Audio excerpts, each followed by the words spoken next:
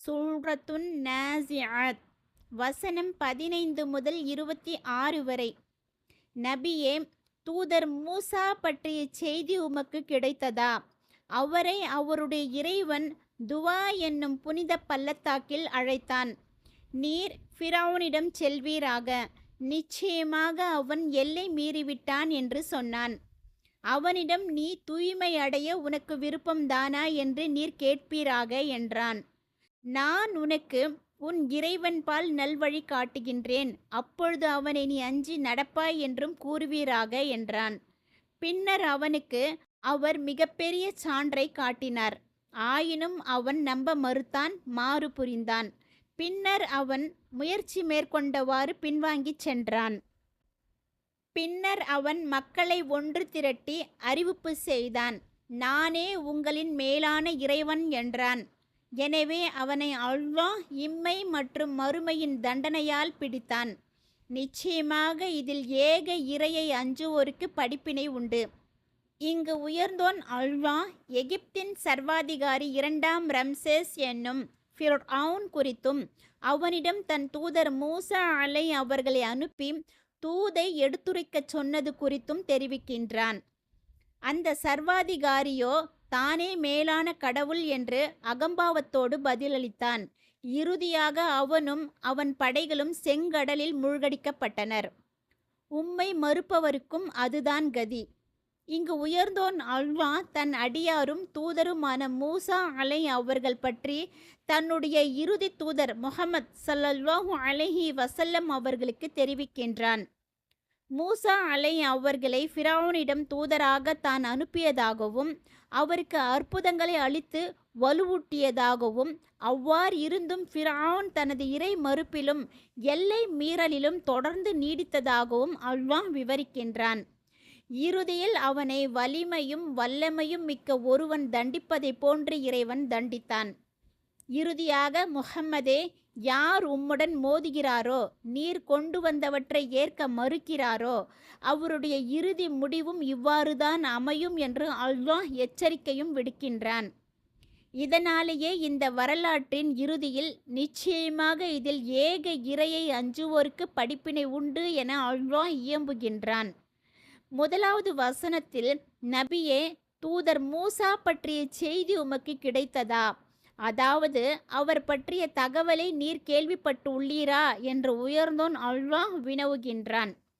துவா என்னும் பள்ளத்தாக்கு. அடுத்த வசனம் அவரை அவருடைய இறைவன் துவா என்னும் புனித பள்ளத்தாக்கில் அழைத்தான், அவரை அழைத்து உரையாடினான் என அறிவிக்கின்றது. இதில் துவா என்பது சரியான கருத்தின்படி ஒரு பள்ளத்தாக்கின் பெயராகும். அடுத்த வசனம் நீர் ஃபிரௌனிடம் செல்வீராக, நிச்சயமாக அவன் எல்லை மீறிவிட்டான் என அல்லாஹ் கூறுகின்றான் என்று தெரிவிக்கின்றது. அதாவது ஃபிரௌன் அகம்பாவம் கொண்டு பிடிவாதம் பிடித்து வரம்பு மீறினான். அடுத்த வசனத்தில் அவனிடம் நீ தூய்மையடைய உனக்கு விருப்பம் தானா என்று நீர் கேட்பீராக என அல்லாஹ் பணிக்கின்றான்.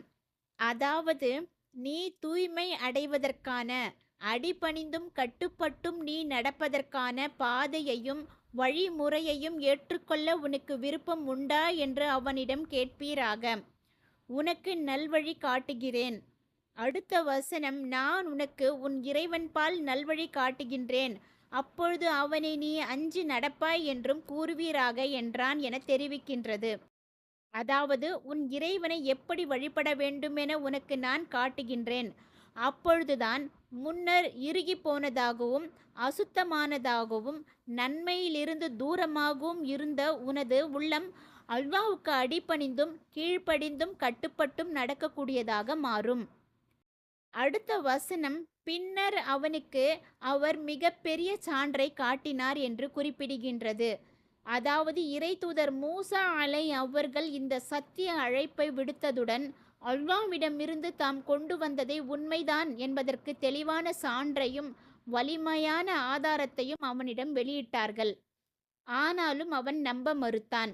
அடுத்த வசனம் ஆயினும் அவன் நம்ப மறுத்தான், மாறு புரிந்தான் என்று தெரிவிக்கின்றது. அதாவது ஃபிரௌன் சத்தியத்தை நம்ப மறுத்தான். அவனுக்கு அவர் சொன்னபடி இறைவனுக்கு கீழ்ப்படிவதில் மாறு செய்தான்.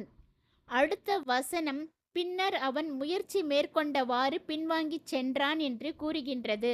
அதாவது சத்தியத்தை அசத்தியத்தால் எதிர்ப்பதற்கு முயற்சி செய்தவாறு பின்வாங்கிச் சென்றான். இறை தூதர் மூசா அவர்கள் செய்து காட்டிய வெளிப்படையான அற்புதங்களை எதிர்கொள்வதற்காக சூனியக்காரர்களை ஃபிரௌன் ஒன்று திரட்டியதே அந்த முயற்சியாகும். அடுத்த வசனம், பின்னர் அவன் தம் சமூகத்தாரை ஒன்று திரட்டி அவர்களுக்கு அறிவிப்பு செய்தான் என்று கூறுகின்றது.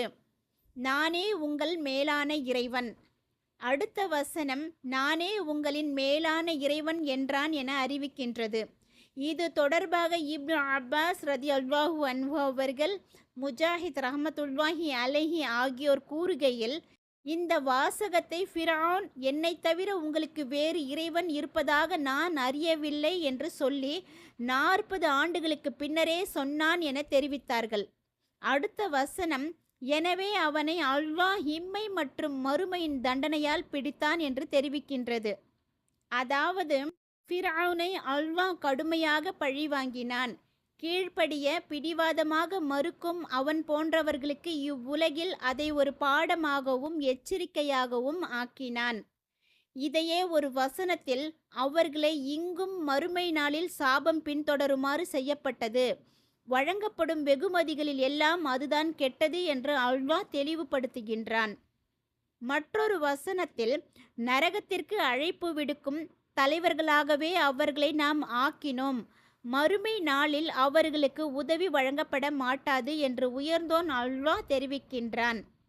மறுமை இம்மை.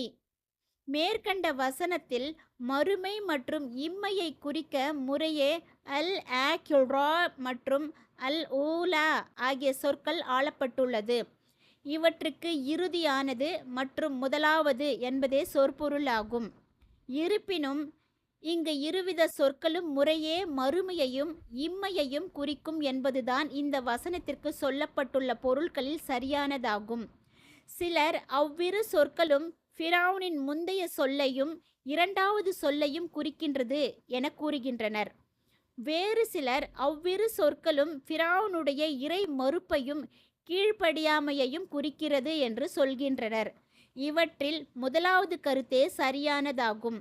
அடுத்த வசனம் நிச்சயமாக இதில் ஏக இறையை அஞ்சுவோருக்கு படிப்பினை உண்டு என தெரிவிக்கின்றது. அதாவது யார் அறிவுரை பெற்று கட்டுப்பட்டு நடக்கிறாரோ அவருக்கு படிப்பினை உண்டு.